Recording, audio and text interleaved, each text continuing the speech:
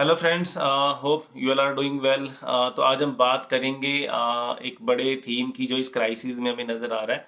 तो अगर हम ये देखें कि जो क्राइस हमारा मार्केट में क्रैश आया, that is the reason is AI.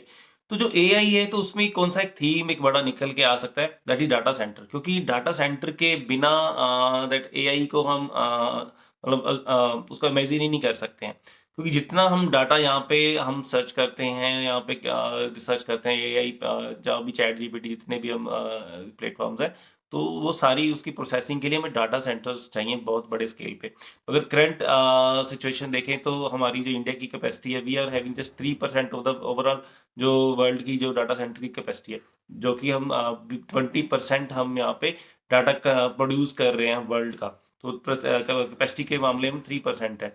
और टोटल जो हमारी कैपेसिटी है as on date that is 1.5 gigawatt, तो जो कि टारगेट है मे बी 8 गीगावाट तक हो सकता है, जो यहाँ से मतलब 4-5 गुना तक भी हमारा हो सकता है यहाँ पे जो डाटा सेंटर की ग्रोथ है यहाँ से।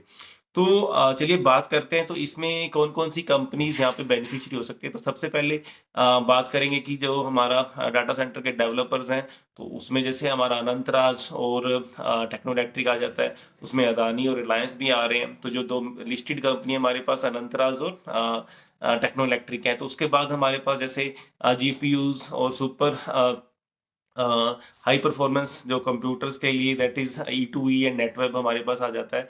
एंड देन जैसे उसके लिए हमें नेक्स्ट इसके लिए हमें देखिए पावर की सबसे ज़्यादा ज़रूरत है।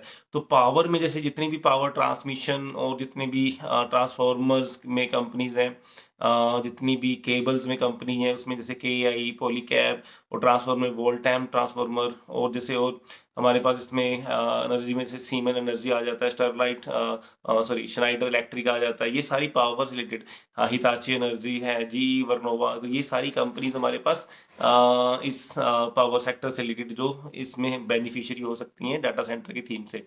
और जो इसके बाद जैसे पावर यहाँ पे डाटा सेंटर में हीट बहुत क्रिएट होती है, तो उसमें जो कंपनीज बेनिफिशियरी हो सकते हैं, जैसे कूलिंग सिस्टम जो प्रोवाइड करते हैं, दैट इज जैसे ब्लू स्टार वोल्टास होगी। तो इसमें के आर एंड हीट एक्सचेंजर करके भी कंपनी है जो एक कूलिंग सिस्टम बनाती है। तो ये सारे हीट एक्सचेंजर जो यहाँ पे इनमें यूज होते हैं तो एसीज में। और इसमें एक मैं पढ़ रहा था that is gulf oil lubricant, ये भी कुछ लिक्विड टाइप का एक कूलिंग सिस्टम कुछ प्रोवाइड करते हैं, तो ये भी बेनिफिशियरी हो सकती है। एंड इसके बाद देखिए पावर का बैकअप चाहिए 24 आवर्स, तो उसके लिए जनरेटर वाली कंपनी, पावर जनरेटर वाली कंपनी जैसे क्यूमिंस हो गया आपका, किर्लोस्कर हो गया, तो इस टाइप की कंपनीज बेनिफिशियरी हो सकती हैं। उसके लिए फाइबर केबल चाहिए, जितना भी जो डाटा का ट्रांसमिशन होगा, तो उसके लिए जो केबल चाहिए दैट इज स्टरलाइट टेक्नोलॉजी और मे बी एचएफसीएल करके कंपनी है। और उसके लिए सारा इनका इंटीग्रेशन के लिए एक ब्लैक बॉक्स करके कंपनी है। तो ये सारा एक इस तरह से ये कंपनीज यहाँ पे एक बड़ा थीम निकल के आ सकता है, जिसमें ये सारी कंपनीज बेनिफिशियरी हो सकती हैं।